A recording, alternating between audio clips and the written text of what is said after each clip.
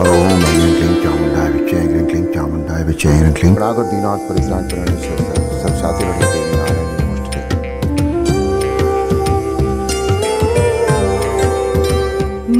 के साथ 18 घंटे न्यूज 18 के इस खास शो में इस बार हम पहुंचे एक बेहद खास प्रत्याशी के घर, अरुण गोविल।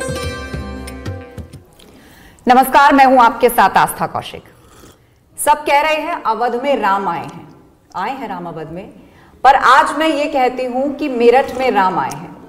और बहुत ज्यादा आपको परिचय की आवश्यकता नहीं है, मैं अपने कैमरा पर्सन से कहूंगी थोड़ा सा जूम करें, आप समझ जाएंगे मैं क्या कहना चाहती हूँ। मेरे साथ इस वक्त रामायण सीरियल के राम और बीजेपी के मेरठ से लोकसभा उम्मीदवार अरुण गोविल जी हैं। जय श्री राम अरुण जी। जय श्री राम। बड़ा मुश्किल होता है चुनावी कैंपेन के वक्त कि आपके क्षेत्र के उम्मीदवार को आपके बीच में लेकर के आना, वो भी एक फुर्सत भरे इंटरव्यू में। तो आज से तो नवरात्र की शुरुआत हो रही है अरुण जी। जी बिल्कुल बिल्कुल। और बहुत शुक्रिया कि आपने हमारे लिए इतना टाइम निकाला, क्योंकि जनता बहुत कुछ सुनना चाहती है आपसे। तो पूरे दिन हम आपके साथ रहेंगे, आप जनसंपर्क करेंगे, वहां भी जाएंगे, लेकिन नाश्ते से हम शुरुआत कर रहे हैं। तो रामायण सीरियल के राम से लेकर अब एक बतौर पॉलिटिशियन आपने क्या बदलाव किए अपने आप में? अभी तक श्री राम के रूप में लोग आपको जानते हैं, लेकिन अब ये पॉलिटिक्स है, असल राजनीति। आपने कैसे प्रिपेयर किया अपने आप को? नहीं, इसमें बेसिकली दोनों ये कभी भी अलग तो नहीं हो पाएंगे, क्योंकि जो मेरी छवि है, जो मेरी पहचान है, वो भगवान राम से बनी है। बिल्कुल। लोग मुझे देखते भी उसी तरह से, भाई बहन सब उसी तरह से देखते भी हैं। राजनीति में आना, पहली बात तो ये कि मैं अभी ये नहीं कह सकता कि मैं राजनीति में आ गया हूँ। अभी मैं सिर्फ यहाँ से सेवा का संकल्प तो आपने ले लिया। वो ले लिया है मैंने। हाँ, मैं उसी लिए आया भी हूँ कि मैं चाह रहा था, मेरे मन में आया था, और ये आया था रामलला प्रतिष्ठा हुई थी उस दिन। अच्छा। कि मुझे जन सेवा भी करनी चाहिए। सेवा तो हमने बहुत कर ली रामायण के थ्रू, आध्यात्मिक सेवा हुई, संस्कृति की सेवा हुई, मॉरल्स की सेवा हुई, लेकिन 1 to 1 जो जिस तरह से होता है जन सेवा, वो उसका शुरुआत नहीं हुई थी। तो वो मेरे मन में आया था। वो बात शायद राम जी ने सुन ली और मुझे यहाँ से इलेक्शन में मैं आ गया हूँ। अब तो अभी राजनीति में तो मैं नहीं आया हूँ, अभी तो यहाँ पर मैं सिर्फ केवल जनसंपर्क कर रहा हूँ जी, और लोगों से मिल रहा हूँ बस। और मैं मतलब जितना प्यार मुझे यहाँ मिल रहा है वो आशा से भी कहीं ज़्यादा है। पहले भी ये होता रहा है कि, लेकिन कई बार होता है कि जब हम पॉलिटिक्स में सेलिब्रिटीज चले जाते हैं तो लोग कहते हैं अरे ये तो पॉलिटिक्स में आ गया, मतलब उतना एक थोड़ा सा लेवल कम हो जाता है। लेकिन यहाँ तो बिल्कुल इतना ज़्यादा वो एनहांस हो गया है और उम्मीदें भी बढ़ जाती हैं। हाँ, मुझे बहुत उम्मीदें बढ़ जाती हैं। वज़न तो, जिम्मेदारी का जो वज़न है वो कंधों पर, वो तो बरसों से है ना।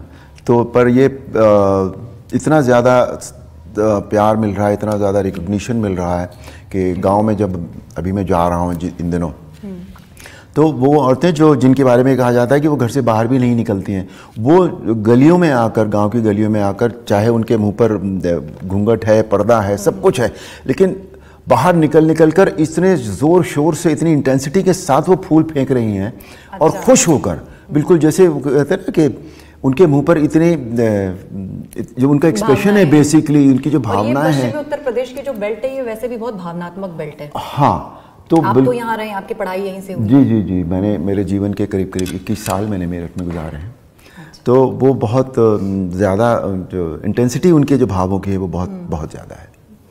राम जी का जो किरदार है उसमें तो बहुत मर्यादा पुरुषोत्तम है कि जो सत्य है वो कह देते हैं, लेकिन राजनीति थोड़ी हटकर है। यहाँ बहुत बार नाप तोलना पड़ता है, साम दाम दंड भेद लगाने पड़ते हैं। कैसे? हाँ, वो करना तो पड़ता है। अब वो ये देखना है कि मुझे जनसेवा कितनी करनी है और राजनीति कितनी करनी है, वो मुझे लगता है कि वो समय बता पाएगा। तो मेरा ध्यान बेसिकली ज़्यादा जनसेवा पर रहेगा। रामायण का युद्ध तो जीत लिया, लेकिन अब ये मेरठ का युद्ध है। इसको जीतने की क्या रणनीति है? बतौर राजनीतिज्ञ एक विजन भी होता है, और आपका जुड़ाव रहा है इस क्षेत्र से कि क्या बदलना चाहेंगे, यहाँ क्या करना चाहेंगे, कैसे जीतेंगे? नहीं, यहाँ अभी देखिए, जहाँ तक चुनाव की बात है, वो जो रणनीति है वो सो कॉल्ड रणनीति, वो मैंने संगठन पर छोड़ दिया है। मैं आपको सच बताऊं, मैं उसमें मेरा कोई न तो मैं दखल दे रहा हूं उसमें, और ना कुछ छोटा मोटा कोई सजेशन होता है तो वो मैं ज़रूर बता देता हूँ उनको, जो मेरा मन कहता है। मैं बेसिकली इस समय केवल जनसंपर्क कर रहा हूँ, I am concentrating on that basically. तो रणनीति जो है वो वही लोग बना रहे हैं, और बाकी जो करना है वो उसकी स्ट्रैटेजी जो है वो चुनाव के बाद मैं बैठूंगा सबके साथ और बनेगी, तब उसके बाद फिर हम एग्जैक्टली काम शुरू करेंगे। प्रधानमंत्री मोदी ने अपने जो चुनाव प्रचार की शुरुआत करी वो मेरठ से करी। मैं उस रैली को कवर करने आई थी। प्रधानमंत्री से आपकी भी मुलाकात हुई होगी, कुछ कहा उन्होंने आपसे? उन्होंने बहुत गर्मजोशी से मेरा हाथ पकड़कर हाथ मिलाया। It was a very strong handshake, very warm handshake, very welcoming handshake, और उन्होंने एक शब्द मुझसे कहा, स्वागत है। तो it gave me so much of energy, you know. और तो ये उन्होंने कहा, जिसमें मुझे लगता है उन्होंने बहुत कुछ शायद कह लिया था। बीजेपी में एक ये बड़ा खास रहता है कि किसको टिकट मिलने जा रहा है, कहाँ से मिलने जा रहा है, बहुत ही सीक्रेसी होती है। और कई बार तो हमने ये भी देखा है कि उम्मीदवार को खुद भी पता नहीं होता कि उसको चुन लिया गया कहीं के लिए। तो लोग ये जरूर जानना चाहेंगे वो रोचक किस्सा कि आपको कब पता लगा कि आपको यहाँ से चुनाव लड़ना है, किसने आपको सबसे पहले फोन किया? नहीं, मुझे कुछ फ़ोन आने शुरू हो गए थे, क्योंकि पॉलिटिकल एरेना में भी कुछ लोग हैं जो हमारे मित्र हैं, शुरू से रहे हैं, मतलब। तो उनका भी फ़ोन आने लगा था, फिर सडनली दूसरे मित्रों का भी फ़ोन आने लगा, टीवी में भी आने लगा था, यू नो। पर मैं सब, उन्होंने बधाइयाँ भी देनी शुरू कर दी थी लोगों ने। पर मैंने तो ये भी सुना था कि शायद आपको अयोध्या से कंटेस्ट कराया जा सकता है, श्री राम। हमें वही बहुत सारी बातें निकल कर आ रही थी, पर मैं देखिए ना, तो मैं उस काम के लिए, मतलब मैं खुद कभी दिल्ली भी नहीं गया उस काम के लिए, मैं लखनऊ भी नहीं गया उस काम के लिए। पहला फोन कब आया, किसने किया पहला फोन? वो मुझे नहीं याद है, इतने फ़ोन आने शुरू हो गए थे, और काफ़ी दिन तक ये सिलसिला चलता रहा बेसिकली। तो मैं सबसे यही कहता था कि भाई देखो, जितना तुम्हें पता है, मतलब तुम्हें शायद ज़्यादा पता है, मुझे उतना नहीं पता है। मैं तो सिर्फ टीवी में देख लेता हूँ दिन में एक बार कि क्या हो रहा है, कभी किसी का नाम चल रहा है, कभी किसी का नाम चल रहा है, कुछ अखबारों की कटिंग्स लोग मुझे भेज देते थे व्हाट्सएप पे, यू नो, तो मुझे उससे ही पता लगता था। पर as you said it rightly कि भाई जब तक आप ब्लैक एंड वाइट में ना देख लें तब तक आपको नहीं पता होता कि आप हैं, नहीं हैं, कहाँ हैं, क्यों हैं, वो तभी पता लगता है। तो वो फिर एक दिन मुझे पता लगा, मुझे फ़ोन आया था बीजेपी के एक बड़े पदाधिकारी का, उन्होंने मुझसे पूछा भी कि ऐसा ऐसा है, तो are you ready for that? तो मैंने कहा जी ठीक है। हाँ, मुझसे पूछा गया था पहले, ऐसा नहीं है, पर वो, और उसके अगले दिन फिर वो मेरा नाम जो था वो अनाउंस कर दिया गया, अनाउंस हो गया। हाँ, मतलब इस पर टीवी पर आ गया था। अच्छा, अब बहुत सारे पॉलिटिकल सवाल भी हैं, क्योंकि उत्तर प्रदेश की राजनीति है, यहाँ पर कहा जाता है कि आप जाति और धर्म के समीकरण को नज़रअंदाज नहीं कर सकते। अब मेरठ की बात करें तो आपके सामने जो कंटेस्ट कर रही हैं समाजवादी पार्टी की उम्मीदवार जी, अब क्योंकि मेरठ में मुस्लिम आबादी भी बहुत है, यहाँ पर दलित वोटर्स भी बहुत हैं, 50% से ऊपर है। तो अब वो मुस्लिम दलित फैक्टर उन्होंने आपके सामने रखा है। तो अरुण गोविल जी प्रधानमंत्री मोदी के काम, गुड गवर्नेंस कैसे पुरजोर तरीके से रखेंगे, कि उसकी क्या काट हो सकती है? नहीं, उसकी देखिए वो मतलब रखने तो है, क्योंकि वो वही हुआ है हमारे देश में।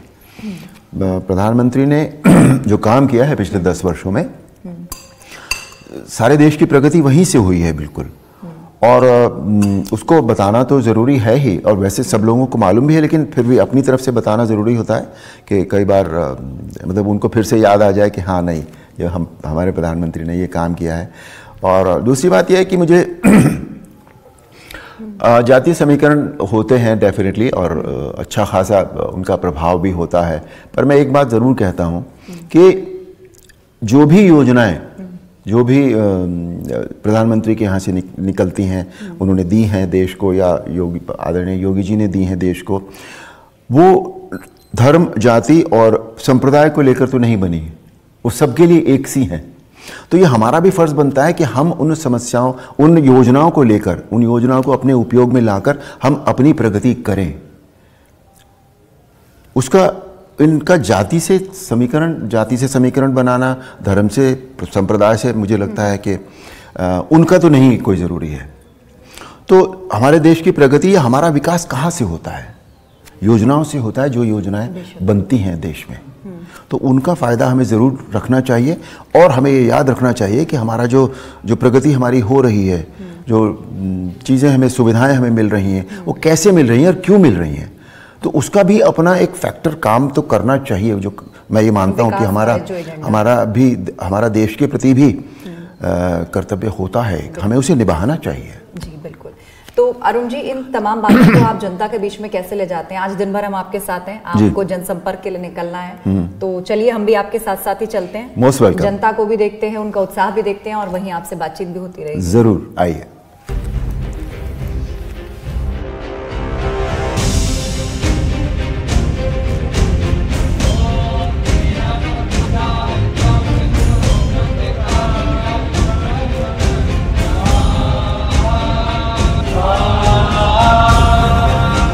नाश्ते के बाद हम निकल पड़े अरुण गोविल का चुनाव प्रचार देखने। मेरठ में अरुण गोविल का काफिला जहां जहां से गुजरा, उनका जोरदार स्वागत हो रहा। अरुण गोविल जी, जो कि मेरठ से उम्मीदवार है बीजेपी के लोकसभा चुनाव के, वो पूरी तरह से कॉन्फिडेंट है कि उन्हें जाति धर्म से ऊपर उठकर विकास के पैमाने पर जनता कसेगी और उनको वोट देगी। एक बार फिर से बीजेपी यहाँ बड़े मार्जिन से जीत हासिल करेगी।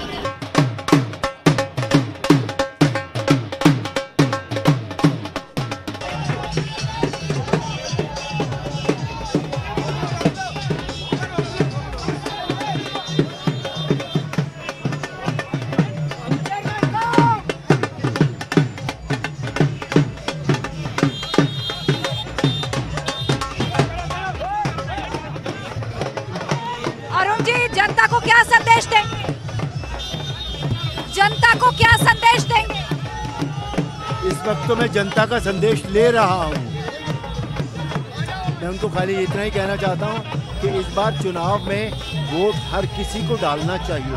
वोट हमारा अधिकार है, हमारा कर्तव्य है, जो हमारे देश की दिशा निर्धारित करता है। तो इसलिए उनको वोट जरूर डालना चाहिए, उसी से प्रगति। मुस्लिम इलाकों में क्या रिस्पॉन्स है? अच्छा रिस्पॉन्स है जी। जयंत चौधरी आपके साथ है, प्रधानमंत्री ने उन्हें छोटा भाई बोल दिया, तो मजबूत है आप?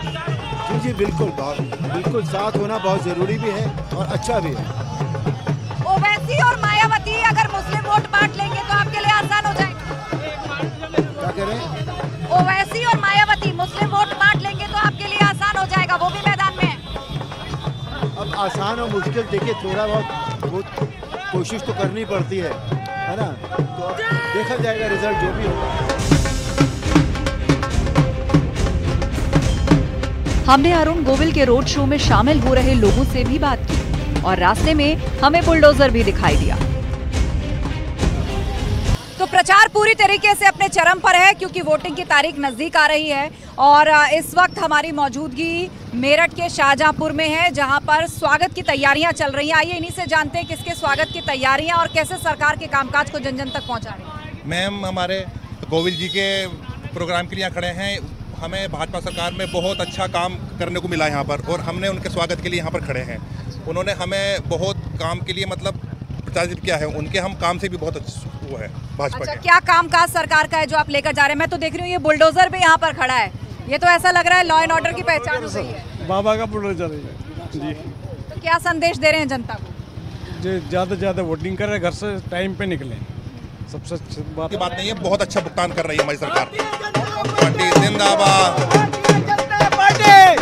भारतीय जनता पार्टी। भारतीय जनता पार्टी ने बहुत मजबूत कैंडिडेट उतारा है मेरठ हापुड़ लोकसभा में और 2 लाख वोटों से जीतेंगे अरुण गोविल जी।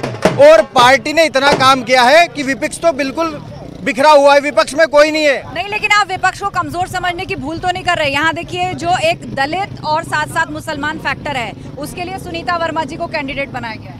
ऐसी कोई बात नहीं है मैम, हमारे अरुण गोविल जी बहुत अच्छी वोटों से जीतों के साथ बहुत अपना एक वो दिखाया। 750 मकान बनाए हैं पार्टी ने हमारे नगर पंचायत शाहजहांपुर में, सारे मुसलमानों के बने हैं। ये कोई मुसलमानों के विरोधी नहीं, मुसलमानों के विरोधी विपक्ष है। ये सच होगा? जनता का क्या मूड है? ओवर कॉन्फिडेंस में है बीजेपी। इस बार पता चल जाएगा, 400 पार नहीं बल्कि पिछली बार से भी कम सीटें आएंगी।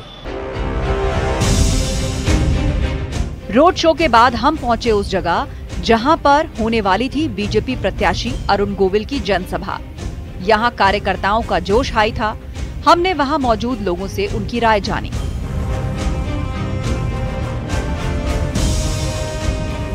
तो ये वाला चुनाव तो 100% 400 के लगभग जीत के जाएंगे हम, क्योंकि उन्होंने इतना काम करा है मोदी जी ने। तमाम कॉरिडोर बनवाए हैं, 500 साल बाद ये समय आया है अब, जो इतने सारा जो अब ऐसा महसूस होता है कि वास्तव में अब राम राज्य और हिंदू राज्य शुरू हो गया है। आप बताइए, आप एक महिला हैं, वुमेन सेफ्टी की बात होती है, लॉ एंड ऑर्डर की बात होती है, तो उस पर आप कितने पॉइंट्स देना चाहेंगी सरकार को? क्या मूड है? 95%। 95%? 5% कहाँ कटा? जब से मोदी जी आए हैं ना, अभी भी ना 5% जो है ना कहीं कहीं पर जो है लोग बाग जो है दुपक्के छुपक्के कर लेते हैं, और 95% जो है ना हमारे हिंदुस्तान से जो है ये सब हट गया है। बस मैं एक गुजारिश करना चाहूँगी कि शहर में सफाई की व्यवस्था सुव्यवस्थित हो और उसके ऊपर ध्यान दिया जाए। बाकी सब कुछ अच्छा चल रहा है, महिलाएं अपना पूरा सहयोग देंगी। क्या सोच होती है, क्यों होगा 400? दरअसल क्या है, भारत एक परंपराओं का देश है। जब आप परंपराओं की विरासत और विकास दोनों साथ में लेकर चल रहे हैं तो काफी कुछ संभव लगता है, और वैसे तो आने वाला वक्त बताएगा। और सभी कार्य बहुत अच्छी तरीके से चल रहे हैं, बहुत अच्छी हमारी सरकार कार्य कर रही है, और अब की बार 400 के पार जरूर होगी, बिल्कुल यह मेरा मानना है। कैसा लग रहा है सरकार का कामकाज? मूड क्या है देश का? देश का मूड है कि भारतीय संस्कृति का उत्थान हो रहा है, राष्ट्रभक्ति का उत्थान हो रहा है, सेनाएं हमारी मजबूत हो रही हैं और किसानों को भी लाभ हुआ है। तो क्या मूड है इस बार देश का? ऐसा है जी, ऋषिदान ने जो स्वदेशी और सुशासन कहा था ना, उसका जो चरितार्थ है वो अब महसूस होता है अंतरात्मा से। सिर्फ बीजेपी, नरेंद्र मोदी, इसके अलावा कुछ नहीं। इतना विश्वास क्यों है आपको? बस उन्होंने जो कार्य किए देश के लिए वही सबसे अच्छा किया है काम। हमारा राष्ट्र हिंदू राष्ट्र हो, ऐसा हम कामना करते हैं। ये राममय राष्ट्र होना चाहिए जी।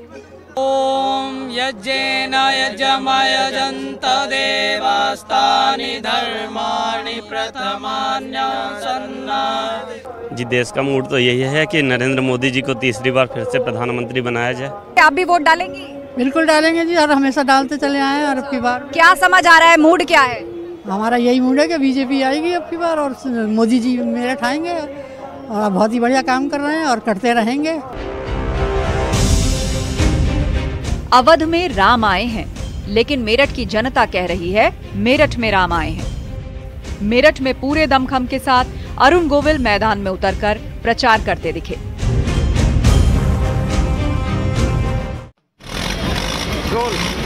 तो ये बीजेपी के मेरठ से लोकसभा के उम्मीदवार अरुण गोविल जो कि प्रचार में जुटे हैं, और उनको पूरी उम्मीद है और वो कॉन्फिडेंट भी हैं कि जाति धर्म से ऊपर उठकर उन्हें वोट मिलेगा, और गुड गवर्नेंस और विकास के कामकाज को देखकर जनता बड़े मार्जिन से उनको जिताने जा रही है।